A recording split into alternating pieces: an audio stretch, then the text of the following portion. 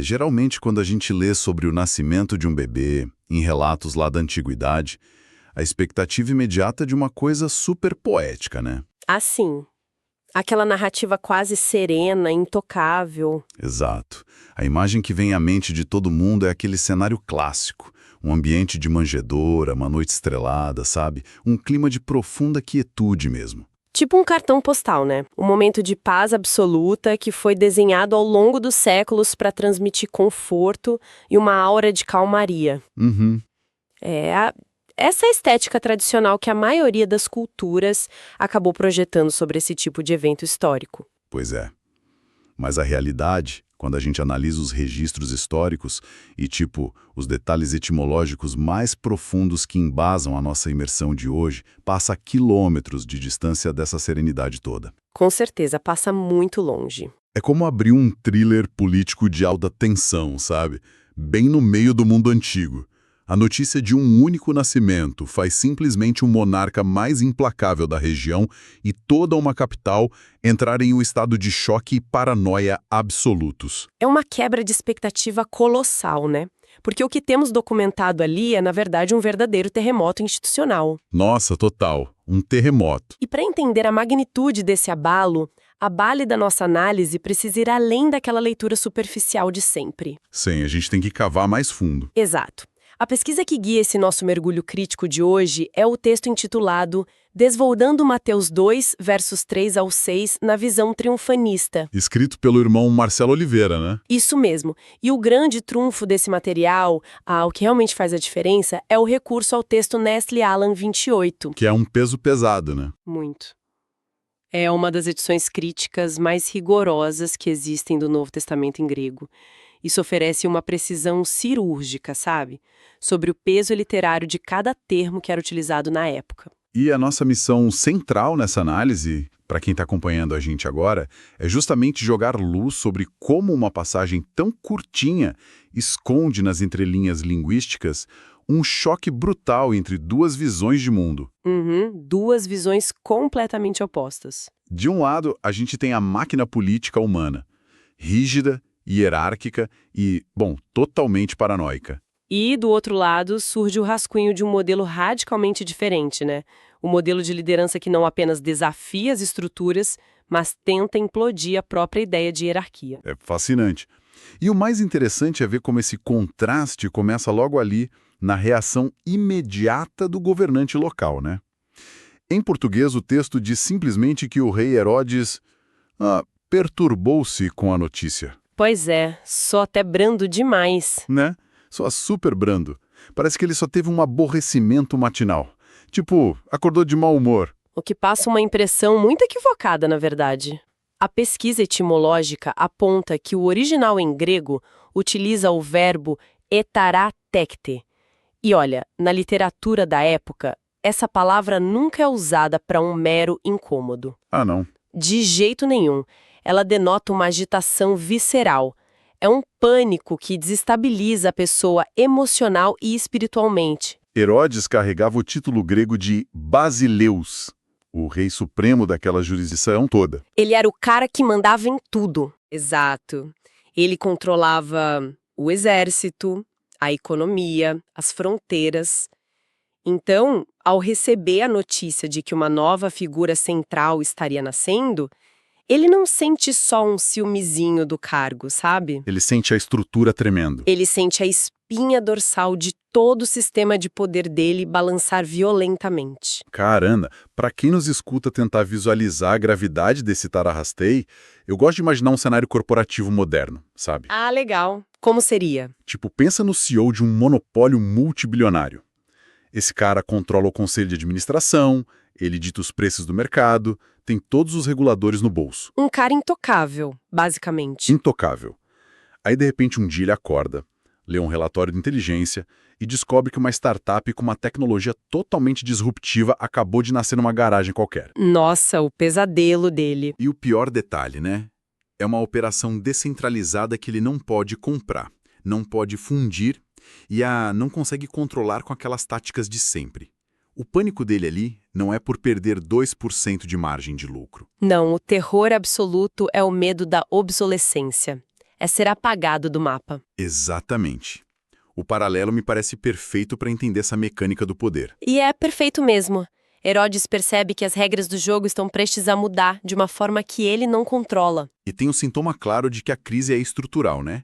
O texto registra que toda Jerusalém se perturbou com ele. Sim, porque Jerusalém não era só um aglomerado de pessoas, era o centro nervoso, a sede administrativa e religiosa. Se o líder entra em pânico, o resto vai junto. Exato. Quando o líder supremo surta, toda a cadeia de comando entra em colapso junto com ele. A pesquisa até relaciona essa reação sistêmica a uma lógica lá de João, capítulo 1, verso 5. Que fala da luz e das trevas. Isso, onde a presença da luz inevitavelmente expõe e confronta as trevas. A simples existência dessa criança já ameaçava desnudar toda a fragilidade e a violência do sistema humano que estava estabelecido. Isso muda tudo, né? Porque se um governante absoluto entende que o monopólio dele está sob ameaça iminente e sente esse pavor visceral, ele não vai ficar de braços cruzados. De jeito nenhum, ele aciona logo o aparelho de inteligência. Ele precisa entender a anatomia da ameaça. E é aqui que o relato antigo mostra Herodes convocando, tipo uma espécie de gabinete de crise, formado pela elite intelectual da época. Ele chama os arqui-reis, que são os sumos sacerdotes, e os gramatéis, os escribas. E aqui a gente precisa entender a função técnica dessa galera, sabe? Eles não eram só religiosos, né? Não mesmo. Eles não eram apenas líderes de cerimônias. Eles eram os acadêmicos, os grandes juristas e arquivistas de toda a lei e da história daquela nação. E a ordem do rei é muito clara. Vasculhem os arquivos e me digam exatamente onde o Cristo, o ungido, o Messias previsto, deve nascer. E a resposta que esse conselho de notáveis entrega não é tipo um eu acho que, né? É uma certeza. E a raiz grega disso é impressionante. Sim, eles cravam a resposta usando a palavra gegraptai. Gegraptai. O que isso significa exatamente na estrutura deles? É um verbo no tempo perfeito passivo. Na estrutura do grego antigo, isso significa muito mais do que um simples alguém escreveu aí. Denota uma ação completada no passado, mas cujos efeitos permanecem absolutos no presente. Uau! É forte. É a declaração de uma autoridade inquestionável, sabe? A análise do documento mostra que a escritura é tratada ali como um oráculo divino definitivo. Então não é um acidente histórico. Não, o evento do nascimento não é visto como coincidência. É a engrenagem de profecias antigas girando no tempo certinho, com base em registros precisos, possivelmente citando Miqueias 5 e Isaías 9. Confesso que, lendo essa parte da pesquisa, eu me deparei com um choque de lógica que me deixou pensando, sabe? Tem um paradoxo muito bizarro acontecendo na cabeça desse monarca. Qual paradoxo? Pensa bem, Herodes acredita na precisão do texto sagrado. Ele confia tanto nisso que convoca os maiores cérebros do país para decodificar a mensagem. Ele aceita a profecia como um fato real. Sim, ele leva super a sério. Mas, em nenhum momento passa pela cabeça dele reverenciar esse evento. Em vez de se curvar aquilo que ele mesmo reconhece como uma intervenção divina, ele pega esse relatório profético e transforma num dossiê tático de espionagem. Nossa, é verdade. Ele tenta usar teologia como pura inteligência militar só para manter a própria cadeira. Essa é talvez a maior ironia política de todo o relato. E o estudo do irmão Marcelo destaca isso com muita ênfase.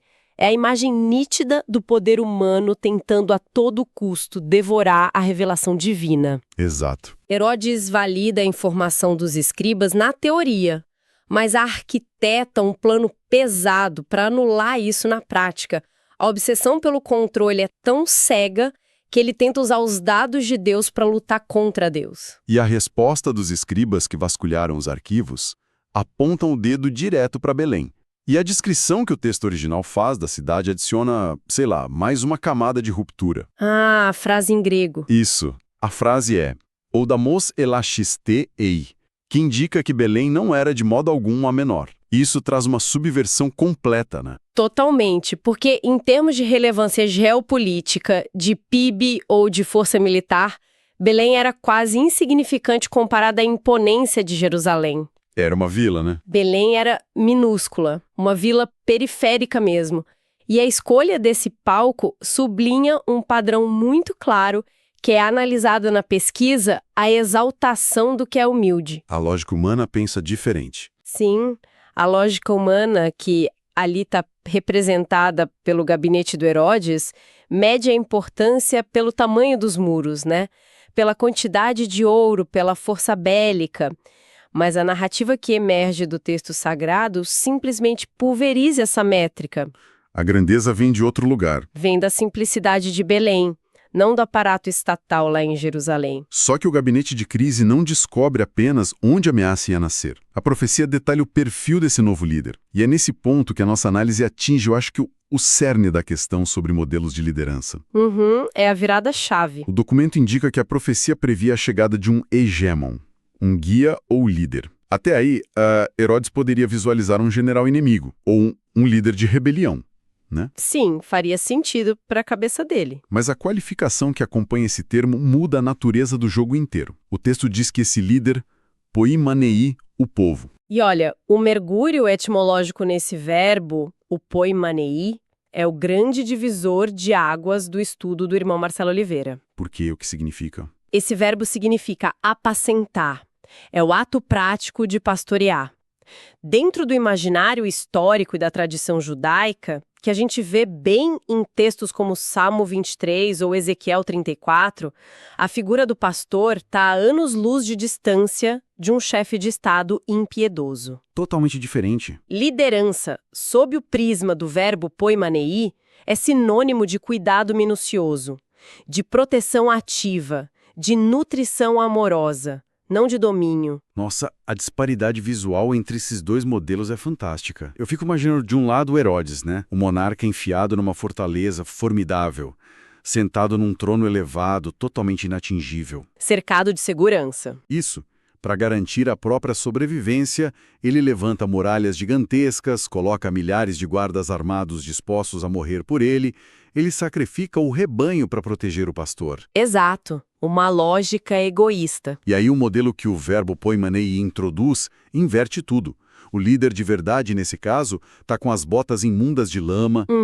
No meio da sujeira. Ele caminha ali no meio do rebanho, sente o cheiro da terra, dorme ao relento na porta do aprisco. Se um lobo ataca, ele que se coloca entre a presa e o predador. Ele arrisca a própria pele pelas ovelhas, né? Exato. É uma liderança de contato direto, sem intermediários. E essa oposição tão forte entre o líder que domina pela força e o líder que protege pelo serviço é o que prepara o terreno para a tese central e, honestamente, mais provocativa do documento-fonte. Que é sobre a hierarquia. Sim, a análise não para só nessa metáfora bonita. Ela usa essa raiz linguística para questionar frontalmente as estruturas institucionais e hierárquicas que se formaram nos séculos seguintes, comparando sempre com o que diziam os textos originais. E é a partir daqui que o levantamento de dados feito pelo autor traz aquelas descobertas que balançam as estruturas modernas, né? Com certeza, ele fez um trabalho de formiga ali. Tem um mapeamento rigoroso da ocorrência da palavra pastor nos 4 evangelhos e no livro do Apocalipse. Ele usou como base a versão Almeida. E o resultado dessa varredura relata 47 menções. 47 vezes. É muita coisa. Qualquer um imaginaria que, em 47 ocorrências, haveria uma fundamentação gigantesca para o uso de pastor como um cargo de alto escalão, um cargo hierárquico. Pois é, mas a constatação da pesquisa desafia totalmente essa presunção. Sério? O que ele encontrou? Ao avaliar caso a caso, analisando essas 47 passagens, o estudo aponta que a palavra é empregada para descrever pessoas que cuidam de animais físicos, de fato, ou então como uma forte metáfora de cuidado e dedicação espiritual. Mas a conclusão categórica do levantamento é que, no escopo analisado, o termo jamais é configurado como uma instituição de autoridade, sabe? Jamais, nenhuma vez. E nenhuma vez. 0 ocorrências validando um degrau hierárquico ou uma posição de chefia onde alguém exerce domínio sobre os irmãos. 0 ocorrências em 47 versos. Isso é de cair o queixo, né? Mas a gente, tentando olhar por todos os ângulos para garantir a imparcialidade e a precisão da nossa imersão, o próprio estudo traz à tona um termo que poderia soar como uma brecha. Não traz? Traz sim. Uma brecha para estabelecer um cargo de comando? Eu estou me referindo à palavra grega kaistemi. Ah, sim. A análise desse verbo específico que está lá em Mateus 24:45 é brilhante para a gente entender o funcionamento comunitário original. O que a palavra quer dizer? Catesteme traz a ideia de colocar, de estabelecer ou encarregar alguém. O texto em questão faz a seguinte pergunta: quem é o servo fiel e prudente que o seu senhor constituiu sobre a sua casa? Olha aí. Numa leitura rápida, viciada pelos modelos corporativos que a gente tem hoje, a palavra constituiu já soa logo como uma nomeação para um cargo de diretor ou presidente. Exatamente o que a intuição de hoje ditaria. É, porque se há um estabelecimento, se alguém é constituído sobre algo, como um grupo pode funcionar no dia a dia sem que essa pessoa tenha um poder institucional de chefia? Como que as engrenagens rodam, entende? É uma ótima pergunta. E a resposta está na própria natureza da função que foi estabelecida no texto. A análise do documento é contundente, ao frisar que quem é constituído recebe a qualificação clara de servo. Servo. Isso. E a tarefa designada não é de redigir leis, não é governar ou dar ordens. A tarefa é dar o sustento a seu tempo. Nutrição de novo. Exato. O estudo até cruza essa ideia com o texto de Paulo, lá na primeira carta aos Coríntios, capítulo 12, que fala sobre os dons do Espírito Santo. O que está em pauta aqui é uma função puramente operacional de serviço. Tipo, a pessoa foi capacitada com um dom. Isso. Alguém foi capacitado com sabedoria ou ciência para nutrir a comunidade. Mas distribuir alimento espiritual ou material não coloca uma coroa na cabeça de quem está servindo, entende? Entendi. A mecânica desse grupo funcionava através de papéis de serviço vitais, mas sem conferir aquele status de governança humana que o Herodes adorava. Perfeito, exatamente isso. Fica muito claro, é a diferença fundamental entre exercer um papel essencial para a saúde da comunidade e possuir um título de autoridade sobre ela. Uhum. Porque, tipo, o responsável por distribuir a água ou o pão é indispensável para todo mundo sobreviver, lógico. Mas isso não faz dele o dono do reservatório. Bela analogia. Não faz dele de forma alguma. E a pesquisa reforça que essa ausência de hierarquia não é só um lapso, tipo, esqueceram de colocar no texto. É uma proibição deliberada, não é? Uma proibição severa e repetida segundo a documentação evangélica que a pesquisa traz. Como assim repetida? O contraste definitivo aparece em passagens como Mateus 20, versos 25 e 26. A instrução lá não poderia ser mais explícita. O texto diz que os governadores humanos dominam e os maiores exercem a autoridade. O modelo romano. Isso. E aí, logo em seguida, vem a diretriz cravada para a comunidade. Não será assim entre vós. Não será assim entre vós. Pesado. Muito. Pelo contrário, aquele que quiser ser o maior deverá ser o que serve. Nossa, essa frase corta pela raiz qualquer tentativa de justificar modelos de dominação. É como se o texto estivesse prestando atenção em como os impérios da época, tipo o do Herodes ou do César, funcionavam e dissesse assim, galera, a nossa estrutura vai ser a antítese exata disso aí. É exatamente esse o espírito. E a lógica se espalha por vários outros documentos antigos analisados pelo irmão Marcelo. Tem mais exemplos? Tem. Lucas 22 repete essa recusa total ao modelo de poder dos gentios. E lá na primeira carta de Pedro, no capítulo 5, tem uma instrução direta para quem desempenha o papel de supervisão entre os mais velhos, os presbíteros. O que diz lá? Eles são instruídos a não agir como dominadores daqueles que lhes foram confiados, mas a servirem de exemplo. A investigação linguística expõe que a matriz original repudiava a centralização de poder humano sobre o rebanho, Substituir isso pelo quê? estabelecendo um sistema de igualdade onde o cuidado mútuo, a nutrição substituía a obediência cega a uma patente hierárquica. É a jornada que essa pesquisa proporcionou na nossa imersão de hoje impressiona pela clareza desse contraste. Sim, é uma mudança de paradigma enorme. Para quem está acompanhando a gente, vale recapitular. A gente começou na Sala do Trono, vendo o etararqué, né? Aquele terror visceral e paranoico. Exato, o terror de um monarca absoluto, que trata até as profecias mais sagradas como mera inteligência militar para esmagar ameaças. Tentando controlar o incontrolável. Daí a gente passou pela geografia da subversão, onde a minúscula Belém desbanca os grandes centros de poder humano. E descendo lá na raiz das palavras, descobrimos uma redefinição total de liderança, o verbo poimanei. O pastor cuidando do rebanho. Isso. que substitui a espada de Herodes pelo cajado, sujo de terra, do pastor que está ali disposto a servir e não a mandar. E toda essa trajetória reforça o quão crucial é a gente investigar as camadas originais dos textos, sabe? Quando a gente ignora o idioma original, a gente corre o risco de ler relatos milenares com as lentes das corporações e instituições políticas que nós mesmos construímos ao longo da história. E viciamos o texto. Exatamente. O documento demonstra de forma objetiva que o modelo primordial que foi documentado para aquela comunidade antiga não era uma pirâmide, era uma estrutura plana de nutrição e sustento. Bom, para quem nos escuta, a implicação prática de desvendar essa etimologia é gigantesca, né? Porque quando a gente entende a raiz original, a gente ganha ferramentas para questionar o desenho de qualquer estrutura de autoridade atual. Com certeza, abre os olhos. A história dos 4 versículos analisados nessa nossa imersão não fala de um bebê apenas para compor um presépio bonitinho de Natal. Ela codifica o projeto de uma ordem social radicalmente diferente, que é imune àquelas patologias de controle representadas por figuras paranoicas como Herodes. É isso mesmo. O recado etimológico mapeado pelo autor demonstra que liderança, na sua concepção original e mais pura, exige uma renúncia voluntária ao poder impositivo.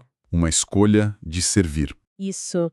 Um compromisso irrestrito com a vitalidade coletiva. Liderança, nos textos originais, é a proteção através da presença, não através da força bruta. O que inevitavelmente empurra a gente por um pensamento de encerramento altamente provocativo. A pesquisa linguística apontou um horizonte cristalino, né?